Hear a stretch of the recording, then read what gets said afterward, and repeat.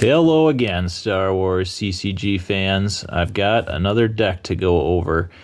This time we're going to go over this is a deck that I don't want to really go over. I don't really want to release this upon the world, but I will anyway, because it is kind of fun to play. But if you do play this deck, just realize that you are probably going to lose friends.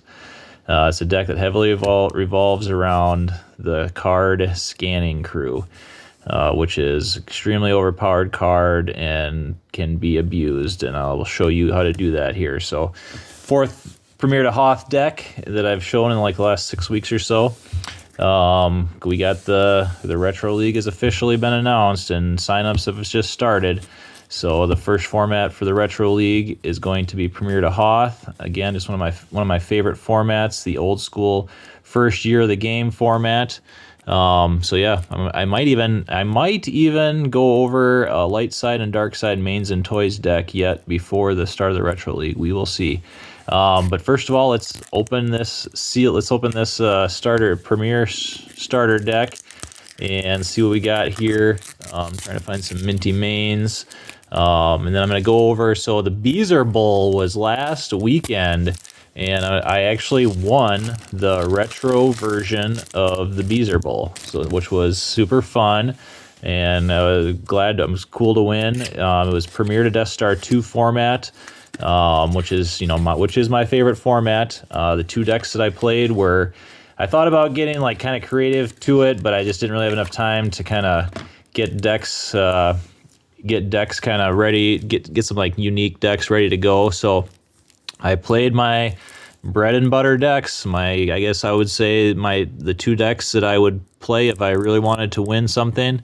It's the Bring 'Em Before Me deck that I have done on this. I've done on my channel, or that I've kind of like gone over on my channel, and then Throne Room Mains deck that I've also gone over on my channel. So if you want to check out those decks for the Premiere Death Star 2 format, there are videos of me going over them. There may have been, I think the Bring Before Me deck, I'm pretty sure is exactly this. It was exactly the same as what I did on the channel here. The Throne Room Mains one, there might have been a couple of differences from what I went over on video, but at the most probably like 2 or 3 card difference. So. All right, we got our uncommons here. Anyway, the Beezer Bowl, anyway, was super fun. It was like basically these guy named Brian Avery, who goes by Frodo Light online. He lives in Connecticut, and he organized a tournament called the Beezer Bowl in Connecticut.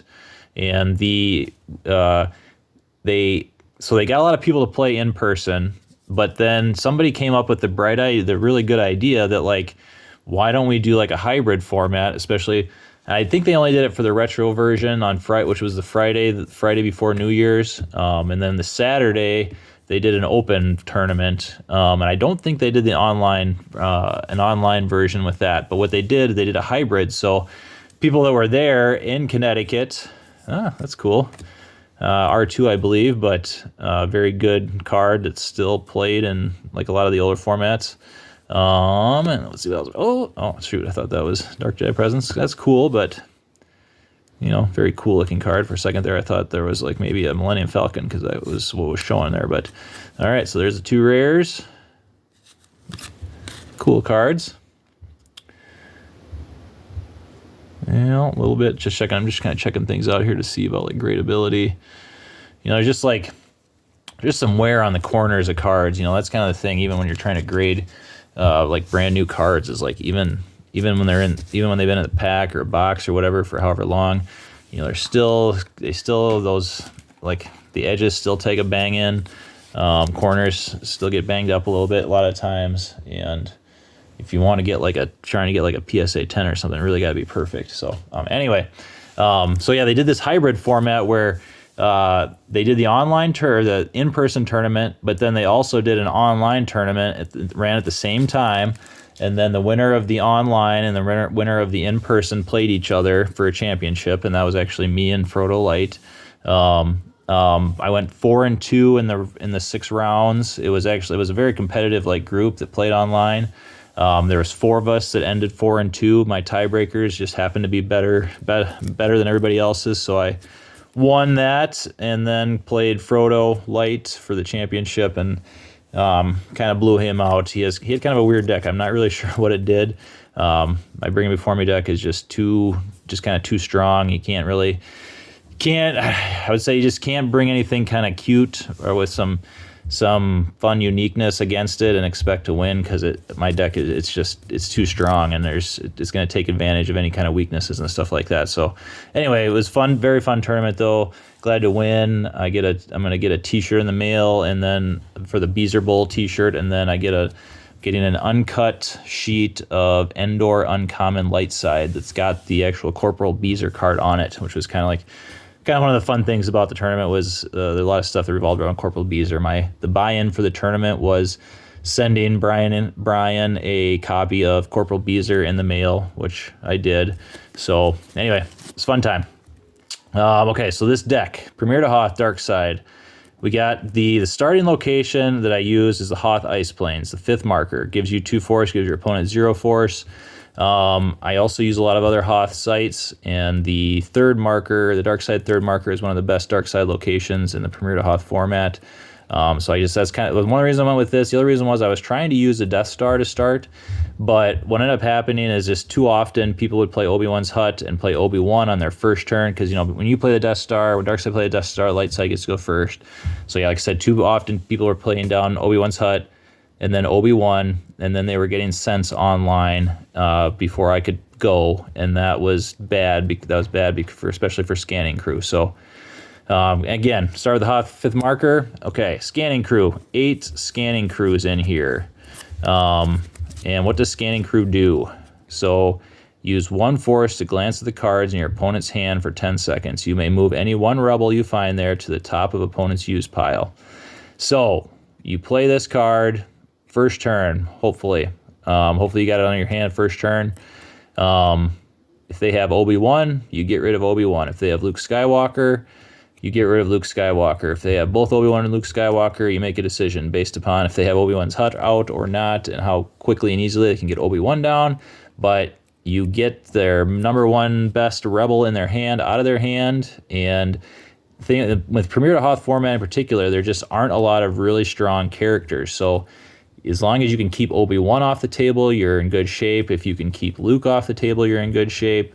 So you just play this card, get it back into your deck, draw cards, try and get more of them, and keep playing them, and try and keep your opponent's Light Side from being able to get a strong force at sites. Or maybe you can even let them have 1 site, but definitely not a 2nd site.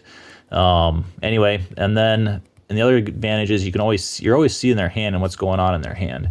So that's why I've got 5 Monarchs here. So Monarch, if they have 12 or 13 more cards in their hand, lose all but 8. That's how you use. Lost is when it can really be a blowout. 4 force to have your opponent reel their hands. All cards they have 2 or more of are lost. So as you're playing Scanning Crews, I got 5 Monarchs in here. As you're playing Scanning Crews, look for a good time to play a Monarch. If they have multiple duplicates in their hand, you play Monarch and make them lose a bunch of cards.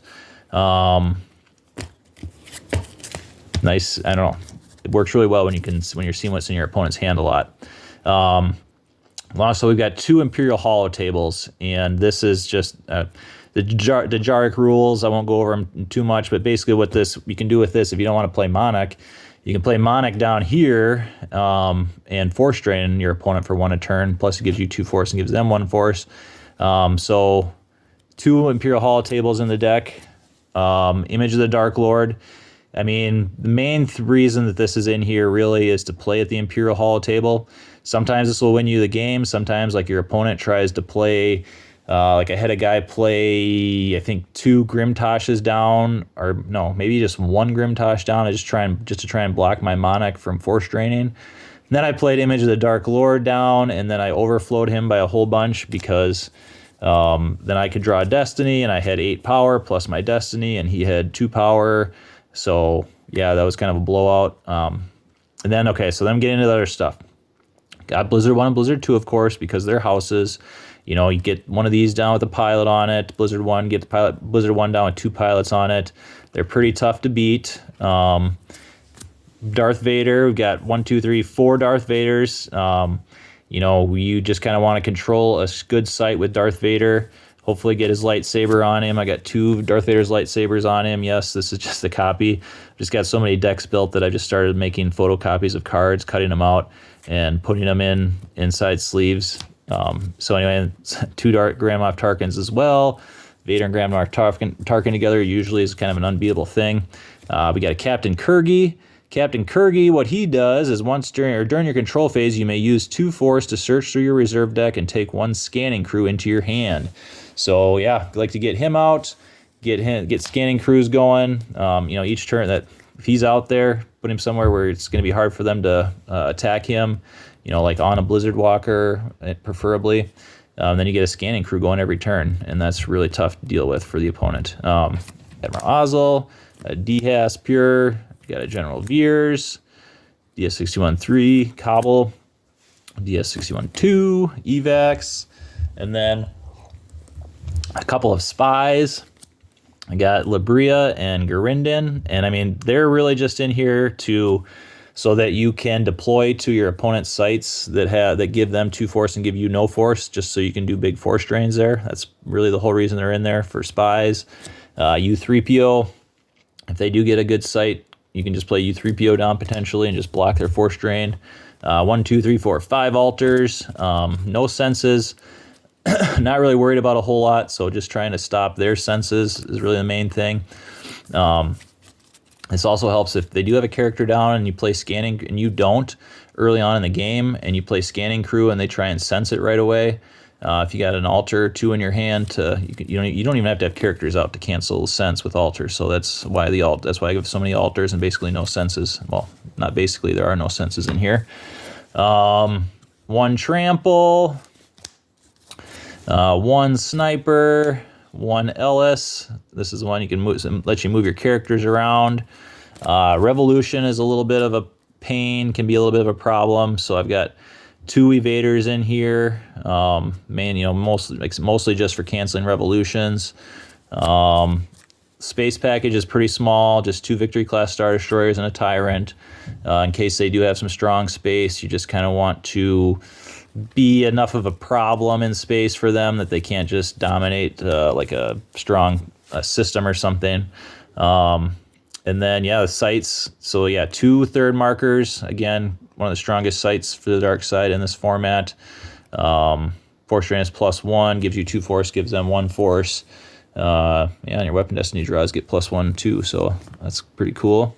2 of those. I've got 1 Junlin Waste, just for Force draining. Your Force drain is +1, and then total ability for your opponent, total ability of 6 or more is required for them to draw Battle Destiny, so kind of a good sight. And like I said, if you're keeping them off of characters, being able to deploy characters and stuff, on this kind of a site, you could play, as long as you have ability 4 there, even if they're kind of weak characters. It's a good place to put weak characters, as long as you're total up to ability of 4. Hard for them to draw Battle Destiny. Cantina, this is a good place for Vader if you can get Cantina out, because you can do some big Force drains at the Cantina. DS Pur is also good by himself here, so then he becomes power 3, ability 4, immune to attrition less than 3, I think. Got this in here just for kind of Force generation, but then it's also good because light side, most Eisley is very good, especially when Cantina is out. And then just 2 Wampa Caves for the Force generation and 2 Death Star War Rooms for the Force generation. So yeah, it's like I said, it is a good deck. Scanning crew is too strong. They made a defensive shield just for scanning crew later on. So that's just to give you an idea kind of how strong scanning crew is.